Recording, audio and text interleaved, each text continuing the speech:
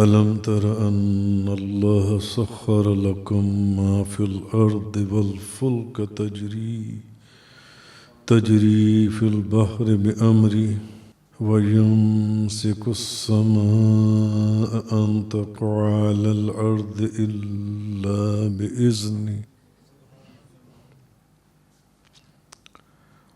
إن الله بالناس لرؤوف رحيم۔ کیا تم نے نہیں دیکھا کہ اللہ نے زمین کی تمام چیزیں تمہارے نفع کے لیے مسخر کر دی ہیں اور اسی کے حکم سے سمندر میں کشتیاں چلتی ہیں اور وہی آسمان کو زمین پر گرنے سے روکے ہوئے ہے مگر اس کی اجازت سے۔ بے شک اللہ لوگوں پر بہت شفقت کرنے والا، بہت مہربانی کرنے والا ہے۔ آج سورہ حج کی آیت نمبر 65 سے بیان ہے، وَهُوَ الَّذِي أَحْيَاكُمْ، وہی ہے جس نے تمہیں زندہ کیا، ثُمَّ يُمِيتُكُمْ، پھر وہ تمہیں موت دے گا۔ وہی ہے جس نے تمہیں زندہ کیا پھر وہ تمہیں موت دے گا۔ ثم یحییکم، پھر تمہیں زندہ کر دے گا۔ ان الانسان لکفور، بے شک انسان بہت ناشکر ہے، بہت ناشکر۔ اب کہا یہ جا رہا ہے کہ اللہ نے زمین کی تمام چیزیں تمہارے تابع کر دی ہیں، تمہارے انڈر میں دے دی ہیں، تمہاری متی کر دی ہیں۔ مفسرین نے لکھا کہ پتھر کی مثال لے لیں، پتھر سے زیادہ کوئی سخت چیز نہیں اور لوہے سے زیادہ کوئی وزنی چیز نہیں اور آگ سے زیادہ کوئی گرم چیز نہیں، مگر اللہ نے یہ جو کہا ہے نا کہ سب چیزوں کو تمہاری دسترس میں دے دیا، تمہارے تابع کر دیا، تمہاری مطیع کر دیا، تمہارے تابع بنا دی گئیں جو انسی ہیں چیزیں، تو ان سب چیزوں کو اللہ نے تمہاری قدرت میں دے دیا ہے، تمہاری قدرت میں۔ وہ بھلے پتھر ہیں جو کہ بہت سخت چیز ہے، بھلے لوہا ہے جو کہ بہت وزنی چیز ہے، بھلے آگ ہے جو کہ بہت گرم چیز ہے، ان سب چیزوں کو تمہاری قدرت میں دے دی ہے۔ آپ دیکھ لیں آگ آج انسان کے کنٹرول میں، دنیا کے اندر کیسے کیسے کارخانے، کیسی کیسی جگہوں پر آگ جلائی گئی ہے اور کس طریقے سے اس کو کنٹرول کیا جاتا ہے۔ لوہا انسان کے کنٹرول میں، ہواؤں کے اندر، آسمانوں کے اندر 600 700 انسانوں کو اپنے اندر بٹھا کر ہواؤں میں اڑ لائے۔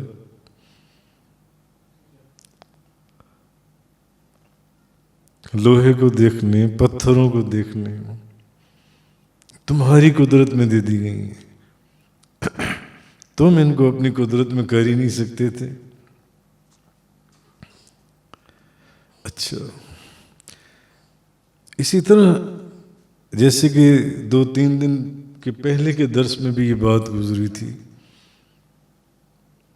پیچھے چند آیات کے درس میں یہ بات ہوئی تھی، بڑے بڑے بیل، اونٹ، بڑے بڑے جانور، حیوانات انسان کی دسترس میں دے دیے.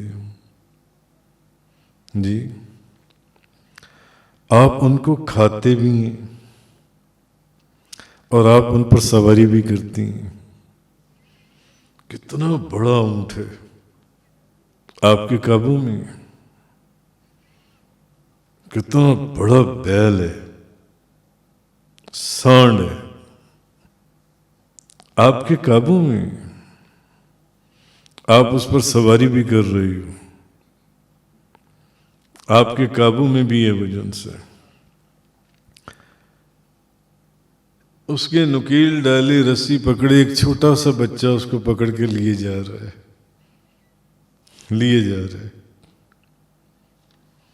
اونٹ، بیل، گھوڑے، قوی ہیکل جانور، ہاتھی کو دیکھنے کیسا خوفناک جانور ہے، انسان کے قابو میں دے دیے.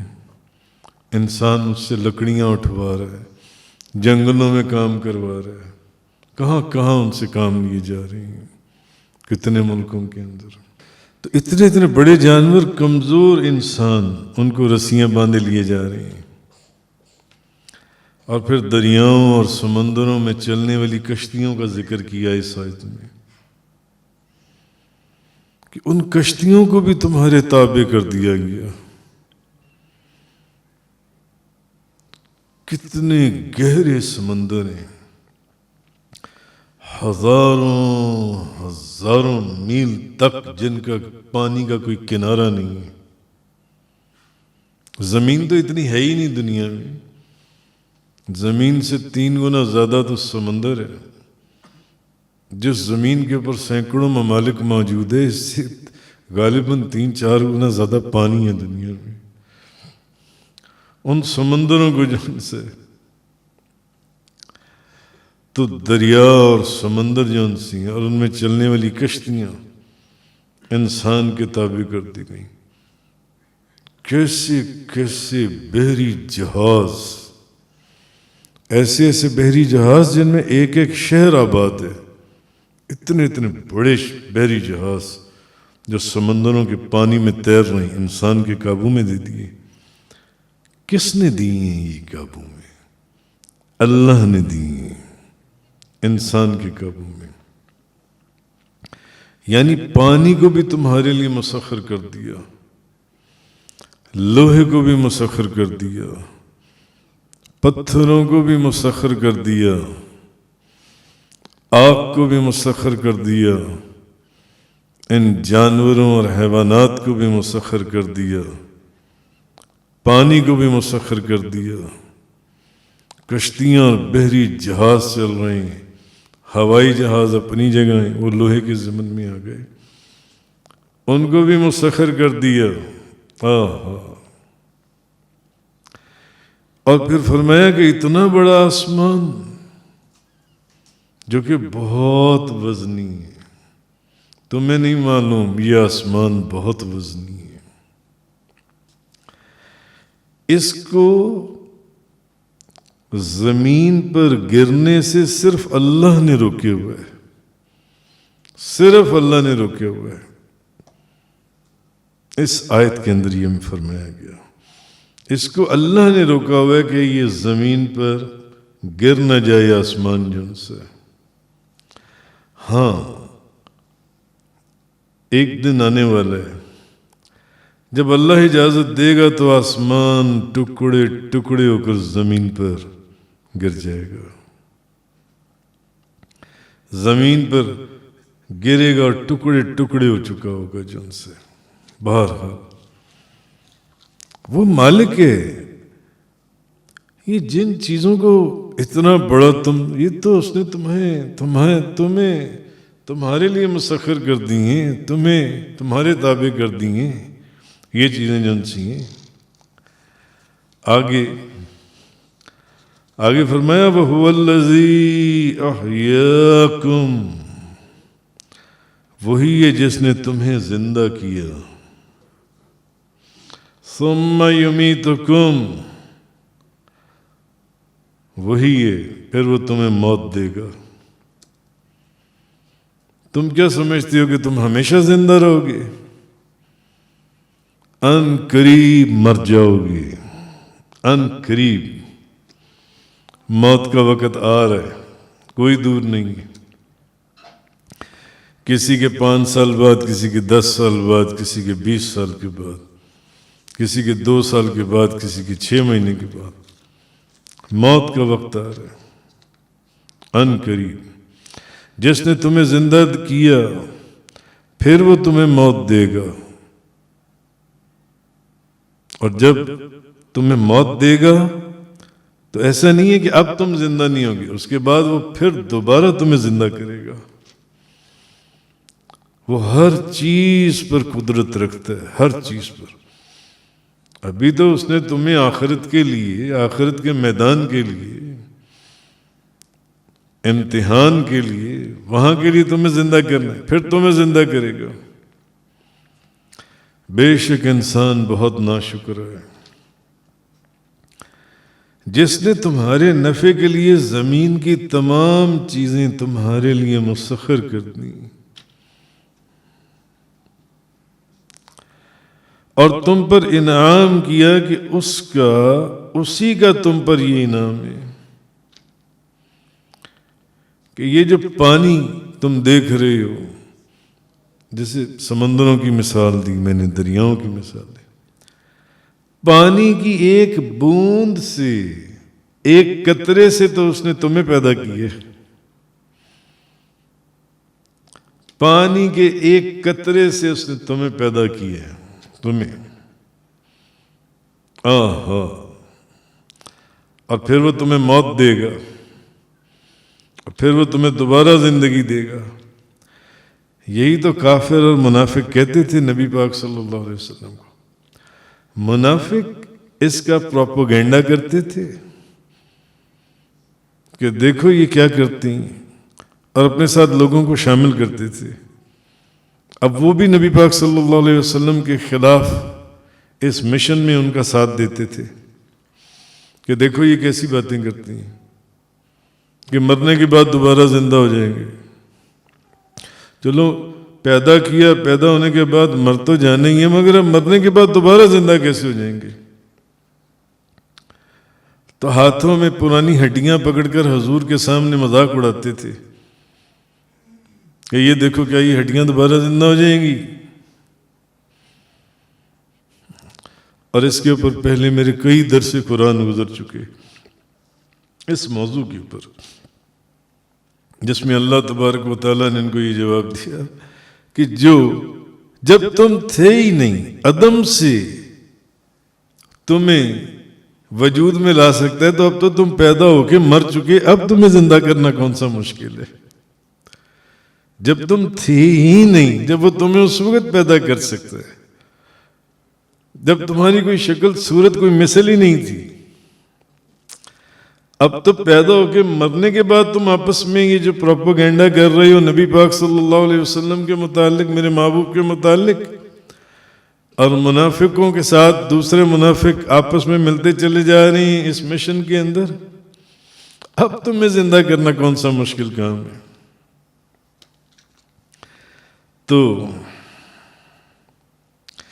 اس نے تمہارے نفع کے لیے زمین کی تمام چیزوں کو تمہارے لیے مسخر کیا اور تم پر انعام کیا، اور اسی کا تم پر یہ انعام ہے کہ اس نے پانی کی ایک بوند سے تمہیں پہلی مرتبہ زندگی دی، پھر تمہیں موت دی، اور اب دوسری مرتبہ پھر زندگی دے کر اب پہلے تو دنیا کی نعمتوں کا ذکر کیا کہ لوہا، پتھر، آگ، پانی، کشتیاں، بحری جہاز، ہوائی جہاز، حیوانات، ان چیزوں کو تمہارے تابع کر دیا جو ان سے، اب دوبارہ موت دے کر، دوسری بار زندگی دے کر آخرت کی اب ان نعمتوں کا دروازہ کھولا جائے گا جو نعمتیں کبھی ختم نہ ہونے والی ہوں گی۔ اب تو ان نعمتوں کا دروازہ کھولنا ہے جب دوبارہ زندگی دی جائے گی جو ان سی ہے۔